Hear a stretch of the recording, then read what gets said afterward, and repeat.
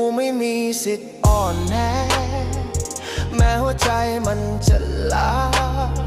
ไม่มีสิทธิ์หยุดเวลาแม้ร่างกายจะขอพักกูไม่มีสิทธิ์ถามฟ้าว่าทำไมต้องหนักขนาดนี้เพราะคำถามไม่เคยช่วยมีแต่การยืนที่ต้องทำต่อไปกูไม่มีสิทธิ์ล้มต่อหน้าใครไม่มีสิทธิ์ร้องขอความเห็นใจไม่ใช่เพราะกูเข้มแข็งแต่เพราะความ